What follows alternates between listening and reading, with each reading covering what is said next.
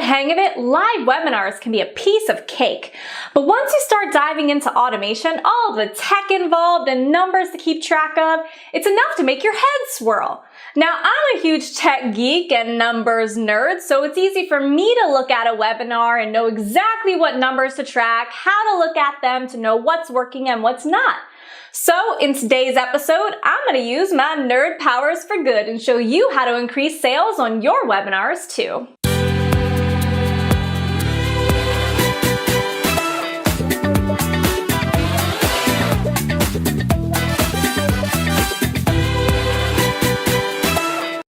Hey there, Amanda Goldman-Petrie here, but you can call me AGP, and I'm founder of Market Like a Nerd, the place to geek out about business and marketing strategies that maximize your profits while minimizing your efforts. And as promised, here are the 7 key numbers that you want to track to perfect your webinar. The first is cost per lead, and this is the amount that you're spending per person who registers for your webinar. So let's say you're using Facebook ads to drive traffic to your webinar registration page, then you would divide the amount that you spent on the ads by the amount of people who registered for the webinar, giving you the total amount you spent per registrant. Now, typically, if you're going to be using Facebook ads, you're looking for about $3.50 per lead. Right now, we're actually getting less than $2 per lead for a lot of our webinars, but I'm willing to spend even over $5 per lead if the webinar is converting and making sales. Landing page conversion. This is the percentage of people who visit your landing page and actually end up registering for your webinar. Because even if people click on your ad or click on your emails to show interest in the webinar, not all of them are actually going to register. Typically, you're looking for 20% at minimum on your landing pages. So 20% of the people who visit should be registering. Now, typically for my landing pages, we're actually getting 40 to 78% even with cold traffic. So while industry standard is 20%, you really should aim higher. Your show-up rate. This is the percentage of people who register for your webinar and actually end up showing up live. Just because you get people registering doesn't mean they're going to show up.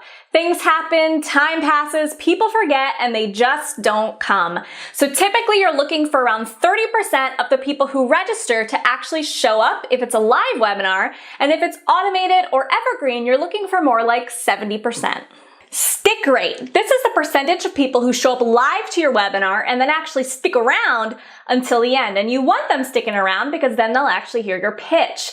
Now, just because people come live doesn't mean they're going to stay until the end. So typically you're looking for around 90% of the people who come live to stay until the end. And if you're using a software like Stealth Seminar, it should be pretty easy to figure out because that software will actually show you by the timestamp when people are dropping off so that you can see when they're losing interest. Live pitch conversion. This is the percentage of people who show up live to the webinar and then actually end up taking you up on your offer.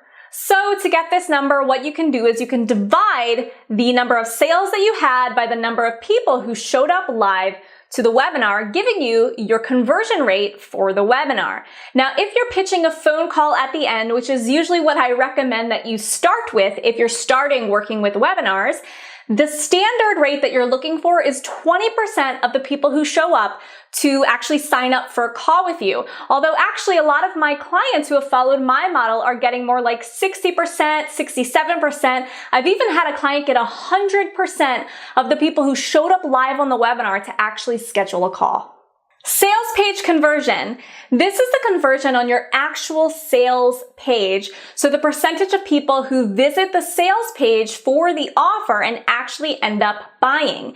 Now, typically I don't worry about this number too much if the webinar is making profit and my live pitch conversion is doing really well.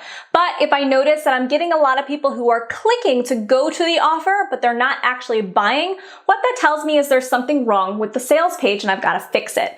Typically, a sales page is converting anywhere between 2 and 10%, sometimes higher, like 12, 13%, depending upon what you've got going on. But that's typically what you're aiming for, somewhere between 2 and 10%. Follow-up conversion. And finally, you want to take a look at how many people are signing up to work with you from your follow-up emails, because yes, you should have a follow-up sequence in place for after the webinar is over. Now, I don't have a percentage for this, but I'm typically looking for my follow-up emails to double, triple, or even quadruple my sales or signups. Because you have to remember, not everyone who opts in is going to show up. Not everyone who shows up is going to stick until the end. And not everyone who sticks until the end is actually going to end up taking you up on your offer. So you really have to leverage those follow-up emails to tap into those leads who might not have seen or taken you up on your offer just yet. When you're ready to dive into the nerdy automated webinar waters, then click the button below to schedule a call with our team. And we can talk to you about how we can support you in taking your webinar from conception to implementation to automation so that you have an automated flow of consistent leads and sales coming into your business.